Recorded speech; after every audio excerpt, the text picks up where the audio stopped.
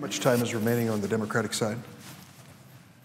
4 minutes remain on the Democrat side. Thank you, Madam President. Let me say at the outset, Senator Collins is my friend and colleague. We've worked on many things together, and I respect her, especially because the Department of Homeland Security was literally her creation, along with Senator Lieberman and others. And the fact that we have now agreed on a bipartisan basis to set aside this immigration debate and to fully fund this critical department is the right thing to do. A 98-2 vote is unusual on the Senate floor. It reflects the fact we finally reached that consensus on funding the Department of Homeland Security, and I hope our vote later today also reflects that. But I do take exception to some of the statements she's made about her own measure, which she is offering. And first, I'd like to invite her, and I'm sure she's been here 1,000 times, to walk down this corridor and look up the staircase to the painting, a painting that shows Abraham Lincoln with his cabinet. It's the moment when he signed an executive order.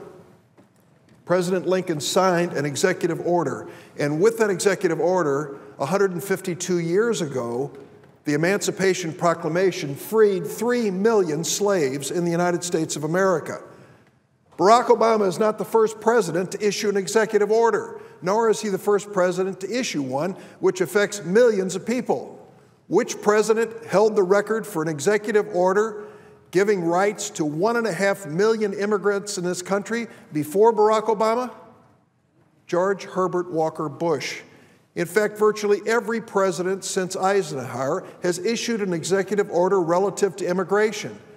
Now, you didn't see Republican hair on fire when it was being done by President George W. Bush or Herbert Walker Bush or any other Republican president. It's only when Barack Obama does it that they scream in rage that it's unconstitutional.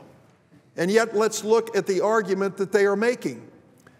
Senator Collins is making the argument that the executive order signed by President Obama, known as DACA, that affected children who might qualify under the DREAM Act and could protect up to 2 million young people in America, was legal. I agree. And she says that her bill that she's offering today reflects that.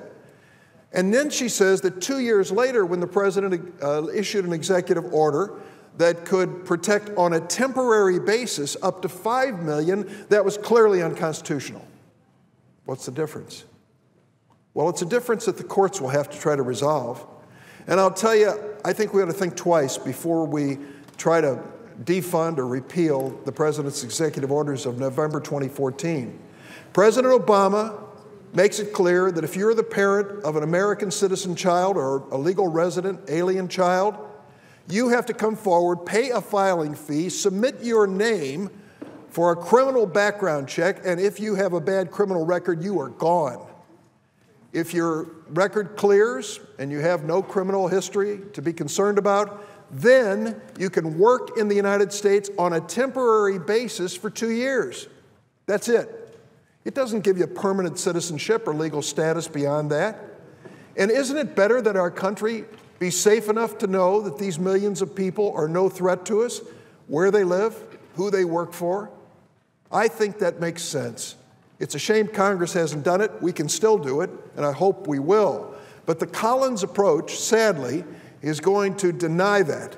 And it's going to say, frankly, that the priorities currently set for deportation of dangerous people will be swept away, but for the specified crimes which she includes in her bill.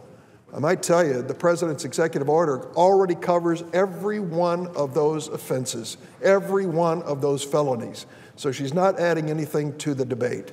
I know that she offered this in good faith, and I believe that she can be an important part in finding a bipartisan solution to the immigration question, but I urge my colleagues, reject the Collins bill that comes before us today. It was a bill crafted in the House of Representatives in anger over the president's executive order. It does not protect DACA and the Dreamers, and that's why the immigration groups, to a person, have come out against the Collins Amendment. I hope my colleagues will join me in voting against the motion to proceed to that measure, and I yield the floor.